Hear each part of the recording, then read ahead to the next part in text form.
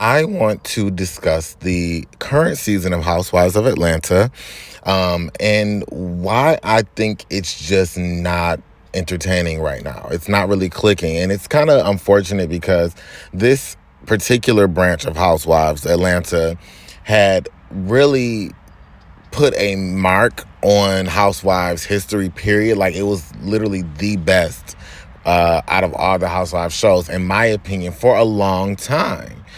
Right now with the current cast, it's not giving. Let's just be honest, it's not giving. And I want to talk about why, because I have my own opinion as to why I think it's not giving. And I know everyone's going to blame Marlo and say, oh my gosh, Marlo's so terrible, Marlo's this, Marlo's that. And look, in the past seasons, back in the day, Marlo used to do some things that used to annoy me. Like, I hated when she came for Portia that one season and, did the whole fan snatching and then the doormat thing. I hated that.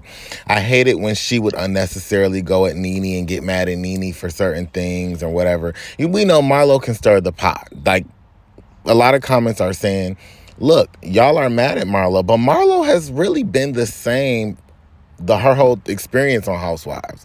She's always been like the protagonist, and you have to understand, she's working. It's a show, and she sees that other people are not doing what needs to be done, and so you always need somebody that's willing to poke the girls and get them going, and Marlo was needed. She may annoy you guys, but let's be honest.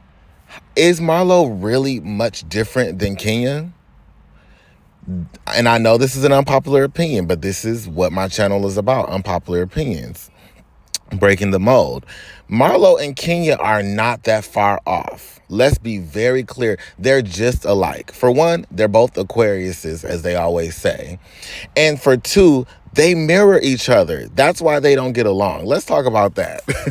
They don't get along because they're just alike. Not only is their childhood and upbringing alike, but the way that Kenya has antagonized the cast for years, and you guys still love her. Go Kenya, Kenya, Kenya. And she's been able to do so many things and then always flawlessly play the victim, and she gets away with it. And now, because she's being a little bit nicer and things like that, it's making it look like, oh my gosh, Marlo is so horrible. But don't forget how terrible Kenya really has been in some of the things that she's done. Marlo and Kenya are not too different. People just don't like the fact that Marlo is going against the grain. And like Marlo said, as much as we like Candy, Candy is the grain. To me, Candy is the reason why Housewives of Atlanta is going downhill. And I'm going to tell you why. I'm just going to say it plain and clear. The issue came in when Candy, Kenya, and Cynthia created their alliance against Nene. That is where the issue came in. Because as we all know, Nene is known as the head Housewives of Atlanta. I mean, she's the one that put that show in Housewives, period, on the map. She made it blow up. Whether you like her attitude or not, you can't take away any of her accolades and any of the work she put in. All her one-liners, her comedic timing, all the great things that Nene Leakes brought to the show, regardless of her attitude, overtime, whatever, because I know people use as an excuse and try to diminish her. She put Housewives on the map. And we all know that Candy is very competitive. And we already know as well, and I'm saying this from an unbiased view because I like all the girls. I do have my favorites. Nene was one of my most favorites because she cracked me up all the time, and she made Housewives more entertaining. And I felt like when Nene came in the room, the girls would sit up straight, and I felt like they needed that. But Candy, Kenya, and Cynthia all created an alliance against Nene. And I think the root of it, in my opinion, was Candy. Like Candy said to Nene, I don't like your superior stanky attitude and blah, blah, blah, blah, blah. We already know that Candy has a history of whenever she sees another woman, and rightfully so, she has said that she's very competitive. So those of you that's going to try to attack me for this, Candy has said numerous times she's very competitive, and it shows.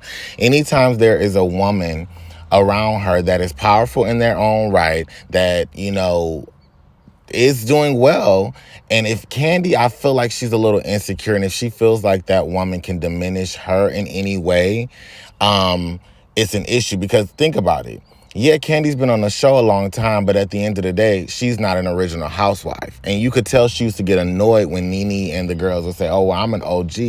And it's like, well, I've been on here for a long time. Well, just because you've been on here a long time don't mean that you're an OG. And so I think that also Kenya had an issue with Nene as well. I mean, Kenya was already coming on the show talking about, I'm the new queen of the show. You've been dethroned. Don't forget that season. So these girls are openly saying that they were, to me, jealous of Nene. And I know y'all gonna try to dispute that, but the facts are there. And if I have to do another video pulling up all the receipts, because the girls have pretty much told on themselves, then I will. But that's just the fact of the matter. I think that they were threatened by Nene. And then Cynthia, as the flip-flopper that she was, once they wanted to do the alliance and they got Nene off the show that one pandemic season, and Nene ended up leaving. Of course, Andy Cohen has done his dirt with that and done Nene dirty. But getting Nene off the show was part of their plan. Remember that season when Kenya was pregnant and she wasn't on the show, and Cynthia and Candy got caught with the audio saying, oh, I'm supposed to act like I don't know Kenya's coming, and I'm supposed to act like this. And they were just doing a lot of sneaky, shady stuff, and their alliance was exposed. That alliance is the downfall of ATL right now to me. Also, the alliance that they had against Phaedra. So mind you, whether you guys think somebody did something wrong or right, these are the people who brought in the views. Nene was hilarious. She would give her bougie attitude, but she would also say something super hilarious and funny, and she had one-liners that just stuck. Phaedra, one-liners that stuck. Phaedra would have you cracking up. She could read you like a book without even saying one curse word.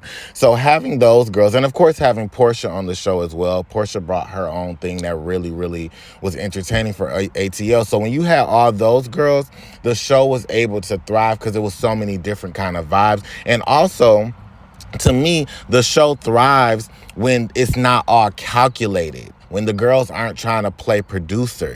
I feel like it's like, okay, if these girls like each other organically, these girls don't like each other organically, that makes for a good show. But when you have Candy and them starting to manufacture it and start saying, oh, we're not going to film with this person. Oh, we're not going to do that. Now the show is suffering. I was going to say, yeah, the show is suffering now because it's not organic anymore. Because I feel like Bravo has allowed Candy to have too much leverage. Granted, I do not have an issue with Candy. I like Candy. I think she should be on the show. But Candy is entertaining when she has people that can actually have a real issue with you. Not a manufactured issue, not something stupid, but something for real. Why not deal with your real issue with Phaedra? Why not talk about your real issues with Nene? Why not? And also, having Phaedra on the show, having Portia on the show, they get people like Kenya riled up, and Kenya now she's all like, oh, I'm so sweet and I'm this and that and da-da-da. That's because she doesn't really have anybody on the show that really gets her riled up besides Marlo. And Marlo's having to do so much because there's nobody else on the show that can have like organic issues with the girls, is my point. But Candy told the network, if you guys bring Phaedra back, I'm not coming to the show anymore. And that's an ultimatum. I don't think that the network should allow Candy to give ultimatums. They didn't allow Nene or anyone else to give ultimatums. Why allow Candy? So allowing Candy to do that, now we're missing out on the cast that we really need. Granted, the network likes Phaedra. That's why she's allegedly or whatever going to Married to Medicine, but that's not really where we want to see her. That's not where we want to see Phaedra. We need to see Phaedra on Housewives of Atlanta, and her and Candy need to talk about their real issue. And that's another thing I have an issue with. And this is an unpopular opinion, I don't see how Candy got so mad at, first of all, Phaedra never said the rape allegation on camera. She never said it, not one time, or repeated on camera. She allegedly told Portia that behind the scenes, and Portia said it, but Phaedra never even said it. Whether you guys think she put it in Portia's ear or not, why would she get fired for not ever even repeating it, for one? because she never repeated it.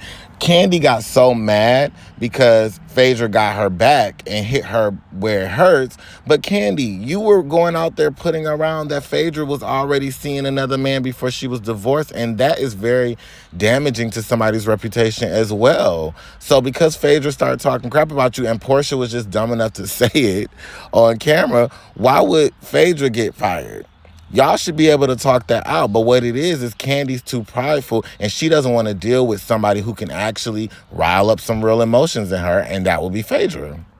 So my advice to Bravo would be, stop letting the girls play executive producers. Stop letting these little alliances rule. Shake up those alliances a little bit. Stop giving Candy so much allowing her to have so much leverage and say so, because her doing what she's doing, preventing Phaedra from coming on the show, creating alliances and different things against Nene and all the other stuff she did, playing her chess moves to try to get in control and run around just to say, oh, I'm the longest running housewife. That's what she wanted. As you can see, she's so competitive. She just has to do anything to feel like she has that number one spot, and it's hindering the show now. Candy wants the show to be where everybody kisses her butt and nobody comes at her with nothing. Nobody checks her about anything, and it just goes smoothly because all her alliances are in check, like Kenya and Mayetta.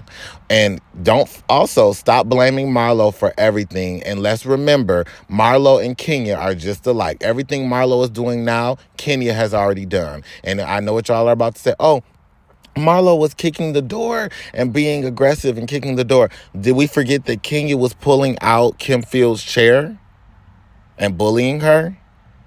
Did we forget that? Did we forget that Kenya was such a bully that she provoked Portia to the point where Portia almost lost it? And some would say, oh, well, Portia should control herself. But when you're in that position where someone is being a bully, Kenya has been a bully, and it's entertaining. Yes, it's good for the show. Yes. So stop vilifying Marlo for the same things that Kenya has gotten praised for.